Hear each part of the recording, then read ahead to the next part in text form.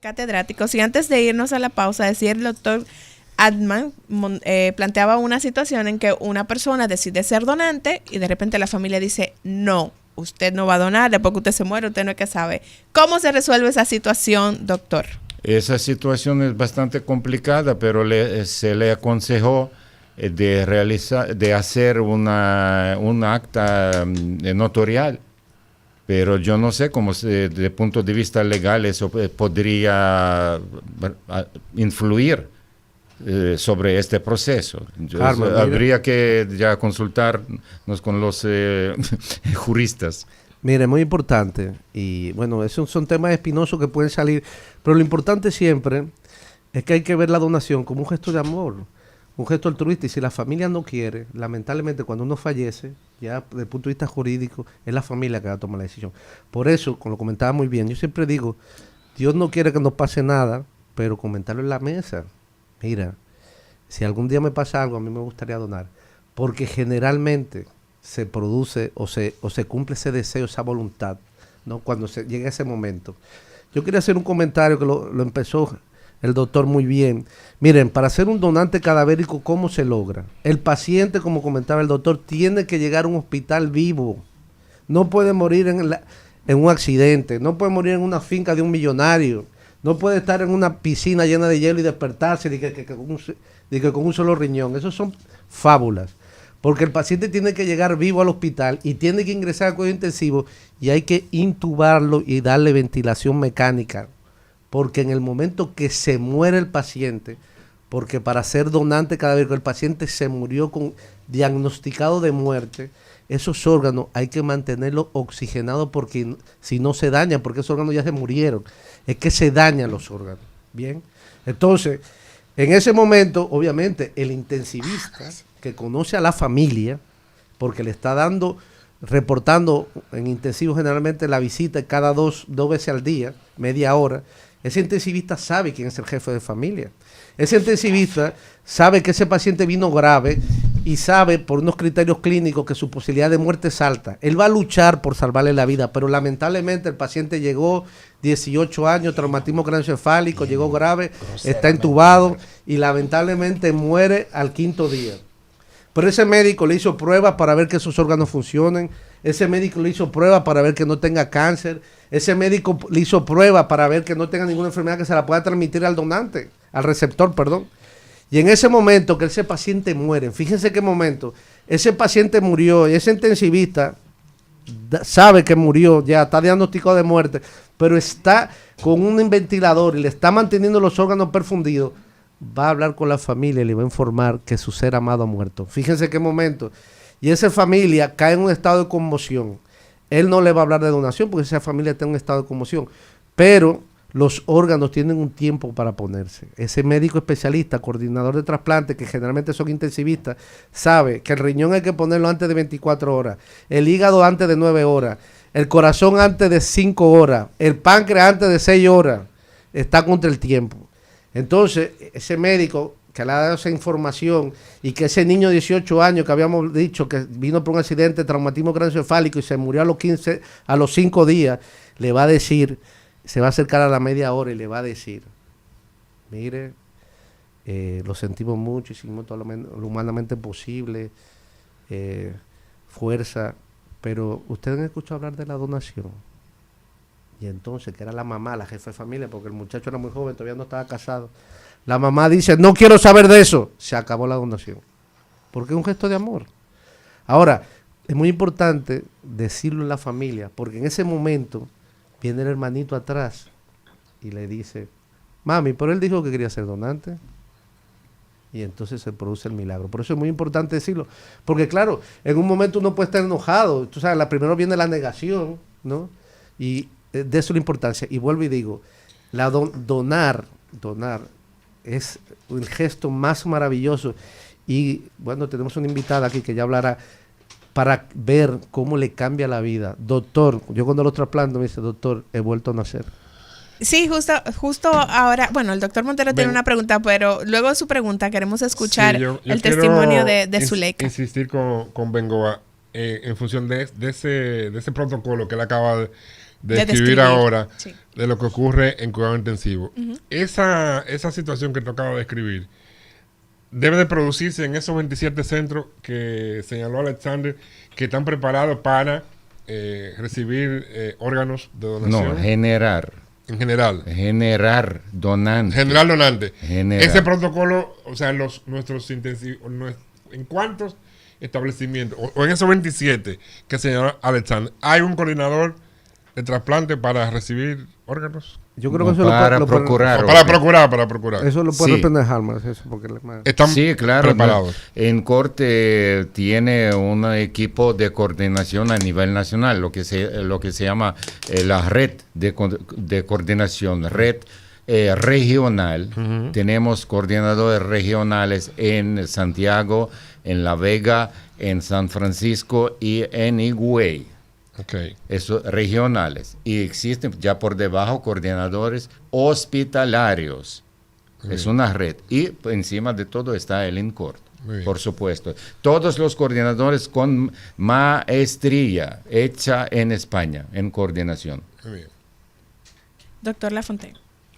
Mira, hasta ahora yo veo que el escollo principal es la cultura. ¿De acuerdo?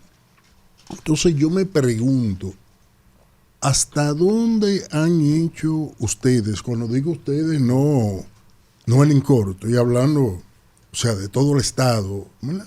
De todo el sistema de salud, un abordaje interdisciplinario de la misma por una razón. La cultura no está inscrita en piedra. La cultura de los pueblos evoluciona. Ahora, evolucionen con las estrategias apropiadas, abordándola desde la perspectiva de sus especialidades. Es poco lo que se va a avanzar porque ustedes no son especialistas en eso, es imposible. Ahora, lo pregunto porque yo estaba viendo este elemento, ¿verdad? Este folletito dice, mitos, leyendas y realidades en la donación y trasplante de órganos y tejidos. Voy a la primera. Se corre el riesgo de que ante una condición crítica de un paciente que haya manifestado su intención de ser donante, los médicos no hagan todo lo posible para salvarle la vida. Es interesante desmitificar o sea, eso. ¿qué es lo que yo quiero decir? Que elementos como este, vamos a seguir viendo algunos, con las estrategias apropiadas. Aquí tenemos a Montero, que es epidemiólogo, no para finales del año 2023, pero en un periodo X, interrogantes como esta se le pueden responder a la población. O sea, ¿qué me dicen ustedes? Mire, implementación del programa de donación cadavérica en el país. Es cierto que van a dejar a morir para conseguir los órganos. Si siguen siendo, por esta razón no podemos aplicar la ley, la presunción de la donación. Si yo llevo un paciente según la ley, extraigo los órganos, se arma un escándalo. Sí. ¿Qué familia va a reclamar? Dejaron a morir a propósito para vender los órganos. Hay fuera del país. experiencia con eso. Exactamente, pero lo que pasa es, como para epidemiólogos sería muy interesante, lo que pasa es que identificación de posibles donantes empieza en los pacientes que caen en coma superficial, pero tienen una patología en la cabeza que puede llevarlo a la muerte encefálica. Empieza entonces evaluación de estos potenciales donantes. Entonces, eso llevó a la disminución de la mortalidad en las unidades de cuidados intensivos, porque estos pacientes reciben mejor atención. Claro, porque hay que cuidar esos órganos también, en caso No, de no que se- en caso no de se- también. A lo que yo me refiero específicamente es a lo siguiente.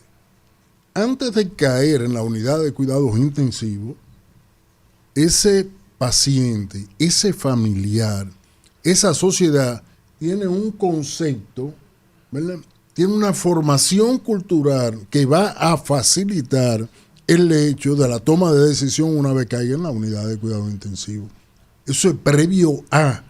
Entonces la pregunta es, ¿han hecho ustedes el abordaje interdisciplinario adecuado para poder penetrar esa barrera cultural?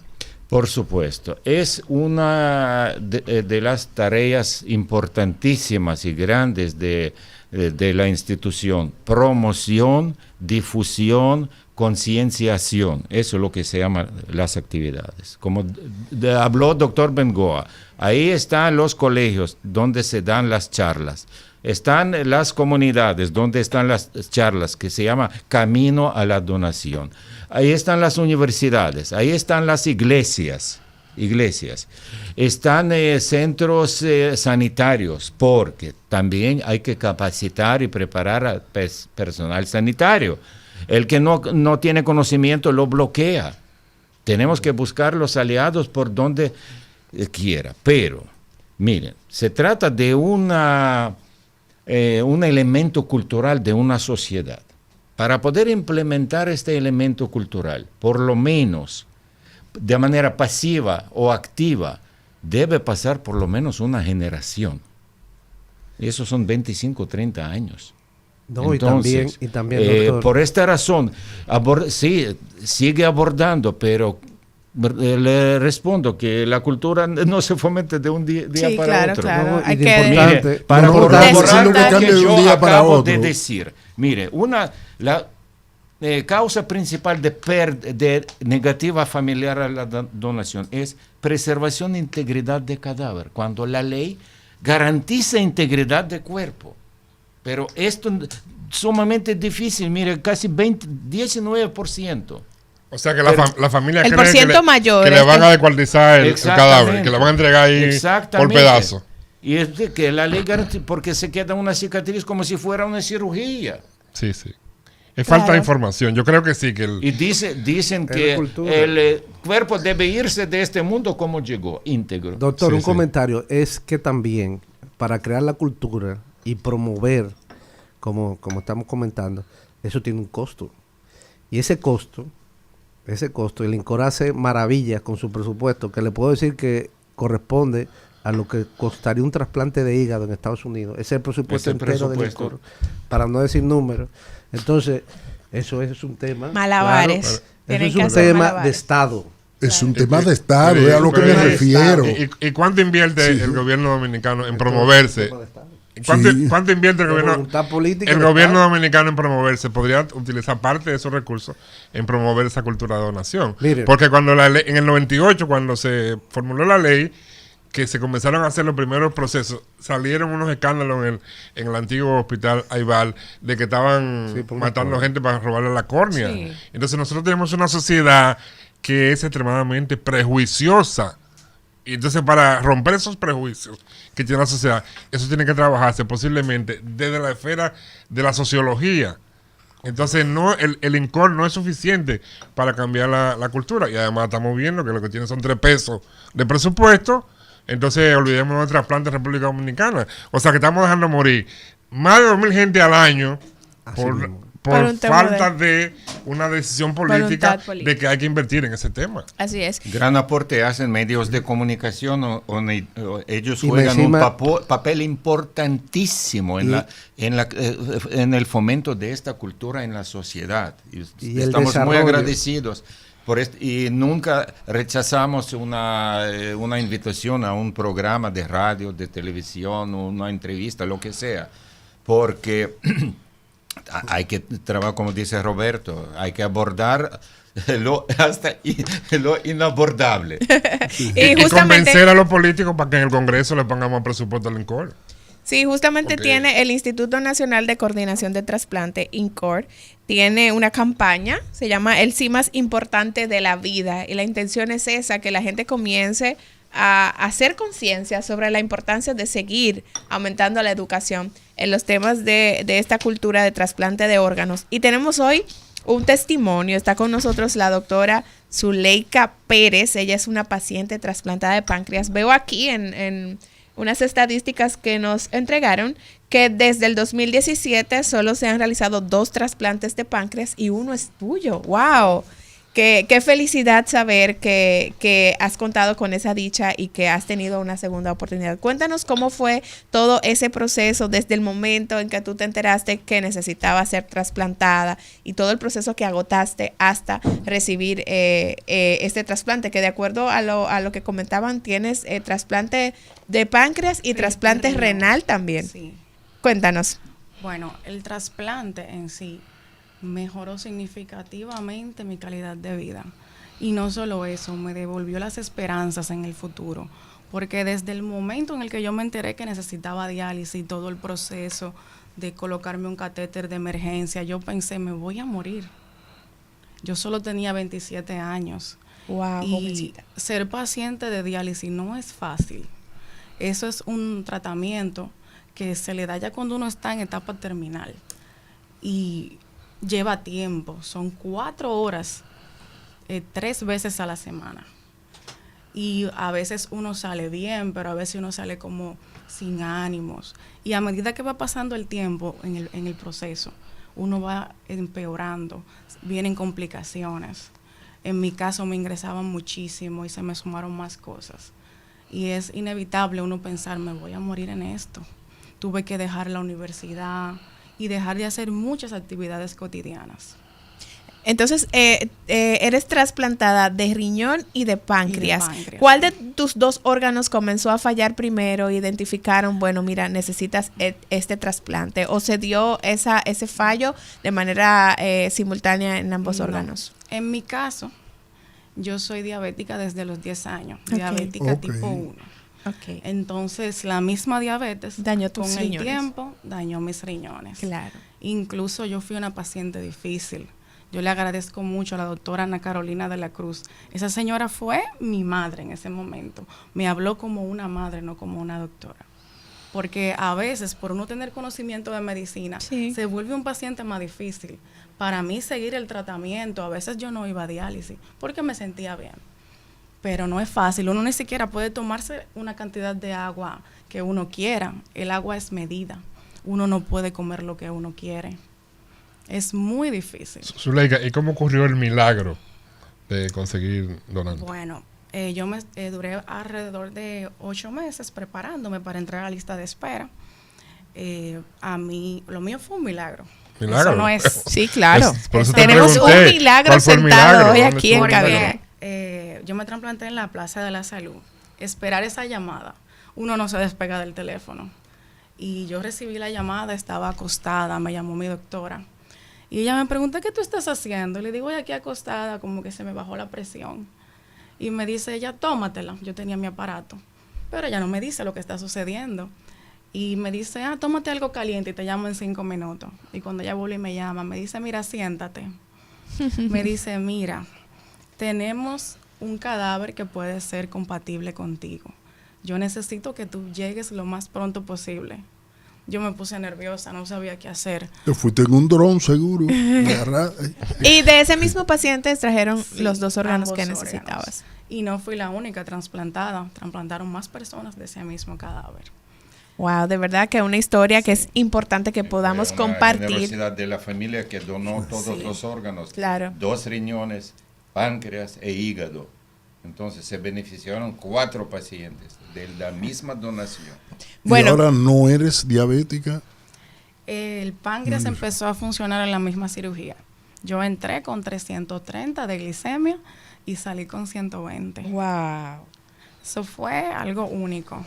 Yo creo Es que importante- es importante mencionar, ya que la doctora está comentando, para que no haya una confusión, los trasplantes páncreas-riñón está indicado en pacientes con insuficiencia renal crónica, obviamente, terminal, y pacientes con diabetes tipo 1, Ok. porque es que el páncreas no produce insulina, porque entonces le vamos a trasplantar el páncreas y ese páncreas va a empezar a producir insulina y se acabaría la diabetes. Sí. Tiene sus criterios, no todo el mundo diabético hay que trasplantarlo de páncreas, porque si tú te controlas bien, o sea, si tienes un control metabólico con su insulina y su tratamiento, pues no hay ningún problema.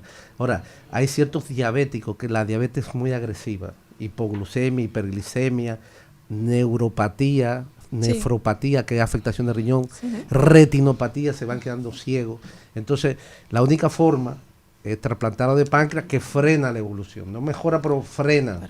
Y encima lo trasplanta, entonces ella, por esa terapia, fíjense, ya no se dializa y ya no tiene que, su control glucémico y metabólico se ha mejorado. Por eso la importancia de seguir hablando sobre estos temas para que la gente pueda seguir educándose. Vamos a hacer una breve pausa y a la vuelta continuamos con este programa este lunes de Catedráticos, hoy aquí en Cátedra Médica.